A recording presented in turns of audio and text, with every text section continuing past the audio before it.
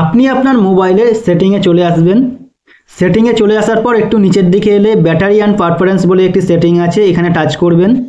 তো এখানে টাচ করার পর একটু নিচের দিকে এলে এখানে ব্যাটারির একটি গ্রাফ দেখাবে এবং তার নিচেতে দেখাবে যে আপনার কোন কোন অ্যাপসে বা কিসে কিসে আপনার ব্যাটারিটা বেশি ব্যবহার হয়েছে। তো এখানেতে আমার এই কটা অ্যাপসে ব্যাটারিগুলো ব্যবহার হয়েছে এবং তার সত্ত্বেও স্ক্রিন বলে যে সেটিংটি আছে এখানে তো দেখাচ্ছে আমার ব্যাটারিটা একটু বেশি ব্যবহার হয়েছে।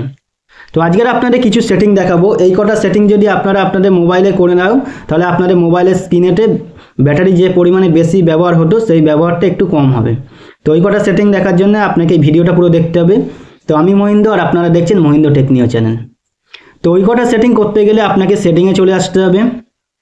সেটিংয়ে চলে আসার পর একটু নিচের দিকে এলে ডিসপ্লে বলে একটি সেটিং আছে, এখানে টাচ করবেন। তো এখানে টাচ করার পর একটু নিচের দিকে চলে আসবেন। তো এখানে নিচের দিকে চলে এলে এখানে প্রথম যে সেটিংটি আছে সেটি হচ্ছে অটো রোলেট স্ক্রিন। এই সেটিংটি যদি আপনাদের অন হয়ে থাকে তাহলে এটিকে আপনারা এখান থেকে অফ করে দেবেন।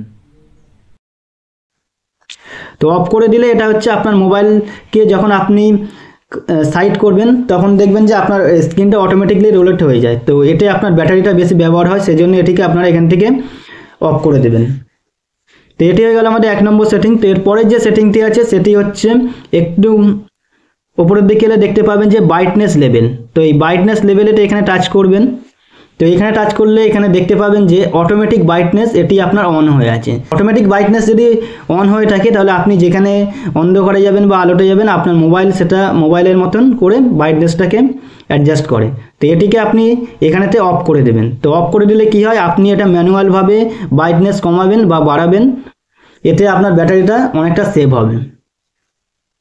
তো এটি হয়ে গেল আমাদের 2 নম্বর সেটিং। তো এর পরের যে সেটিংটি আছে তার জন্য ব্যাক করে নেব।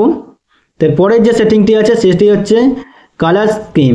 তো এই সেটিংটিকে আপনারা টাচ করবেন। তো এখানে টাচ করার পর এখানে অনেকগুলো সেটিং আছে। তো এখানেতে আপনাকে যে সেটিংটি করতে হবে, তো এখানেতে দেখবেন যে বেশিরভাগ মোবাইলে এটা স্ট্যান্ডার্ড সেটিং হয়ে থাকে। তো এটি হচ্ছে আপনার মোবাইলের হচ্ছে স্ক্রিনের একটি কালার। তো এটাকে আপনাকে অ্যাডজাস্ট করে নিতে হবে।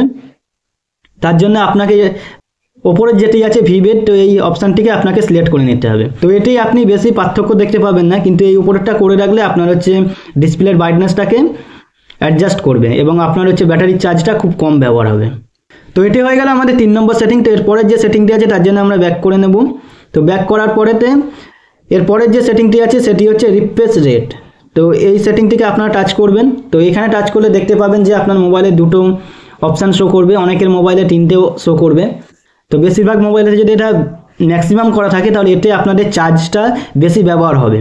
তো সেজন্য এটিকে আপনারা এখান থেকে স্ট্যান্ডার্ড বলে যে অপশানটি আছে ওখানেতে করে দেবেন।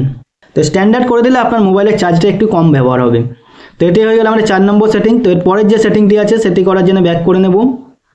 তো এরপরের যে সেটিংটি আছে এই সেটিংটা যদি আপনারা করে দাও তাহলে আপনাদের মোবাইলের চার্জ দেখবেন অনেকক্ষণ ধরে আপনাদের মোবাইলেতে থাকবে। আপনি একবার মোবাইল চার্জ দিলে অনেক সময় ধরে আপনার মোবাইলের চার্জটা চলতে থাকবে। তো সেই সেটিংটি হলো যে ওপরেই আছে, দেখবেন যে একটি আছে লাইট মুড আর একটি আছে ডার্ক মুড। তো লাইট মুডে থাকলে আমাদের মোবাইলের ডিসপ্লেতে বেশি লাইট ব্যবহার হয় এবং ওতে চার্জটা আমাদের বেশি ব্যবহার হয়, সেজন্য এটিকে আপনারা ডার্ক মুডে করে দেবেন। ডার্ক মুড করে দিলে যেসব অপশানগুলো আমাদের দেখার প্রয়োজন সেইগুলোই আমরা দেখতে পাবো এবং বাদবাকি স্ক্রিনটা ডার্ক হয়ে থাকবে।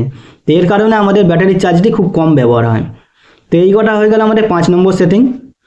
তো এই কটা সেটিং যদি আপনারা আপনাদের মোবাইলে করে দাও তাহলে দেখবেন যে আপনাদের মোবাইল আগের থেকে অনেক বেশিক্ষণ পর্যন্ত চার্জ থাকবে। তো এই ভিডিওটা যদি আপনাদের ভালো লেগে থাকে তাহলে লাইক, শেয়ার, কমেন্ট আর সাবস্ক্রাইব করে দিও।